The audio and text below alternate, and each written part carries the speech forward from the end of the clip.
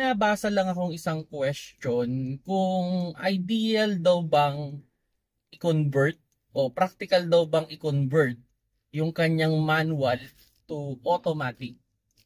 Hello mga paps, I'm Kuya Shane and technically hindi siya ideal, hindi rin siya recommended at hindi rin siya practical. Okay, yung i-convert mo yung manual mong kotse going to automatic. Mas better option dyan is ibenta mo na lang yung manual mo at bumili ka ng automatic. Kasi ang problema dyan, lalo na ngayon sa mga modern car ngayon na may mga computer box na, hindi lang naman yung pinaka-transmission yung papalitan natin. I-include din natin dyan yung computer box, yung harness o yung wiring, yung shifter, yung instrument panel. May mga kotse din na kailangan mong ibahin yung inyong radiator pag automatic na. So mas magastos, okay, mas time consuming yung pagko-convert than bumili ka na lang ng bago. Okay? So yun yung ano kasi actually yan nung bata-bata pa ako, tinanong ko rin yan dun sa isang mechanic. Sabi ko, pwede ba yung manual transmission i-convert to automatic?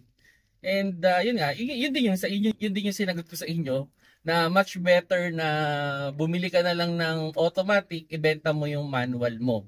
Mas magandang option yun. So, yun na yung pinaka ano ko diyan kasi ako iniisip ko rin yun eh. Sabi ko, pwede ba?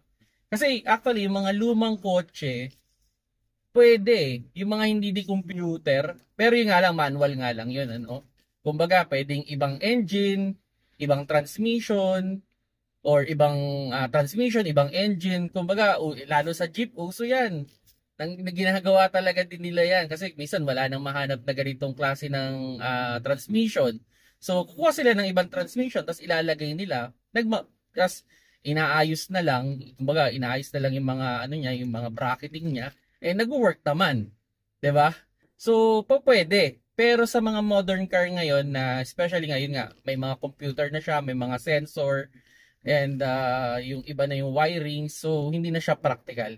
So yun mga paps, saan nakakuha kayo ng konting idea with regards dyan sa question na yan. Alam ko yung mga new car owner, minsan naiisip din yan na paano kaya mag-convert? Kung ako tatanungin, kaya kung sa kaya kung gugustuhin ninyo pero in terms of amount and practicality, wag yun na lang gawin kasi sobrang masyado siyang costly, masyadong time consuming, and there's no guaranteed na mapapaandar mo ng maayos. Kasi binuksan mo na pinakialaman mo na. Kung nagustuhan niyo yung video, paki-like na lang mga paps.